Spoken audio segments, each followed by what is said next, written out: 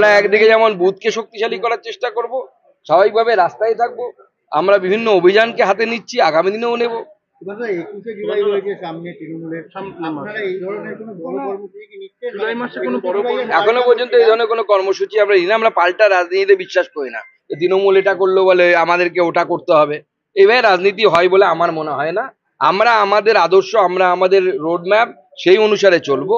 আগামী দিনে পশ্চিমবঙ্গ কেমন তৈরি করতে চাই আমরা, তার রূপরেখা আমরা সমস্ত পশ্চিমবঙ্গবাসীর সামনে তুলে ধরবো।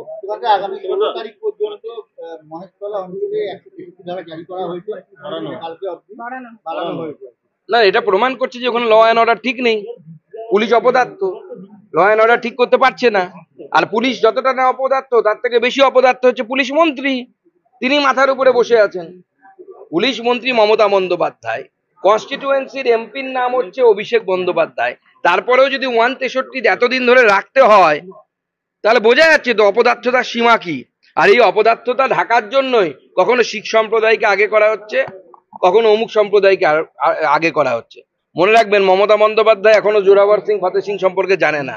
সুকান্ত মজুমদার যখন 20-21 বছর বয়সে RSS এর শাখায় যেত, সেই সময় থেকে সাহাবজাদে জোরাবর সিং, ফতে সিং এর গল্প শুনে বড় হয়েছে সুকান্ত মজুমদার। বালুরঘাটে বসে, যেখানে শিখের সংখ্যা 0.00001%ও না, সেইখানে বসে আমি গুরু সাহাবজাদে জোরাবর সিং, ফতে সিং এর গল্প ছোটবেলা থেকে শুনে বড় হয়েছি।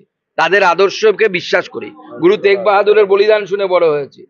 গুরু গোবিন্দ সিংজির অবদান সম্পর্কে জানি। তৃণমূলের কটা নেতা দাঁড় করিয়ে জিজ্ঞেস করুন, জোরাবর সিং, ফতে সিং, সাহাবজাদেদের নাম বলতে পারবে না। ঠিক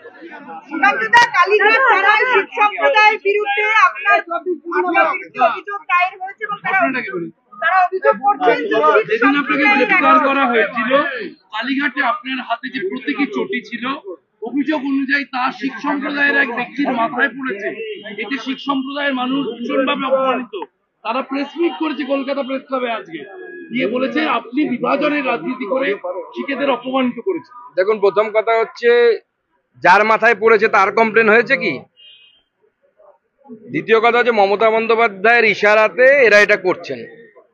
মমতা বন্দ্যোপাধ্যায় যেভাবে মোল্লা তোষণ করছেন এবং যেভাবে সাম্প্রদায়িক রাজনীতিকে বাড়াবা দিচ্ছেন, সেই সাম্প্রদায়িক মানসিকতার জন্য একসময় গুরু তেগ বাহাদুরের মাথা দিল্লিতে কেটে ফেলা হয়েছিল।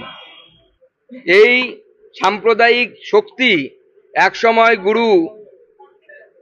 অন্যান্য গুরু যারা আছেন শিখ সম্প্রদায়ের, সে গুরু সাহাবজাদে জোরাবর সিং হোক, সাহাবজাদে ফতে সিং হোক, তাদেরকে 10 এবং 12 বছরের বালকদেরকে জ্যান্ত দেয়ালে পুঁতে দেয়া হয়েছিল।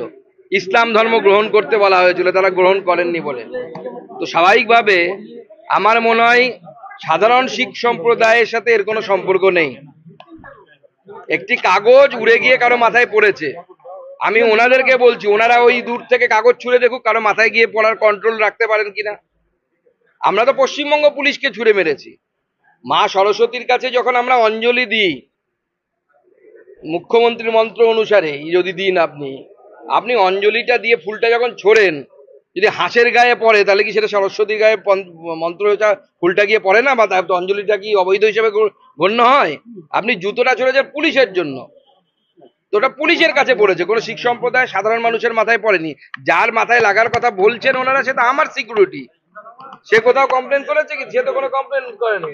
তিনি পাশেই আছেন, তার কোনো অসুবিধে নেই। তিনি বলেছেন মিডিয়ার সামনে কিছু বলতে হলে আমি বলতে, আমি বলে বলার দরকার নেই আপনাকে।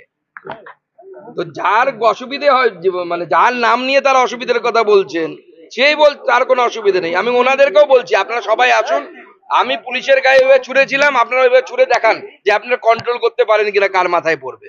অ্যাক্সিডেন্টালি কারো মাথায় লেগেছে কিনা আমার জানা নেই, কিন্তু বিষয়টি হচ্ছে একটা পুলিশের উদ্দেশ্যে ছাড়া, যেখানেই পড়ুক, মমতা বন্দ্যোপাধ্যায়ের চটিচাটা পুলিশ তাদের উদ্দেশ্যে ছাড়া, তাদের উদ্দেশ্যে ছোড়া, তাদের গায়ে গিয়েই পড়েছে।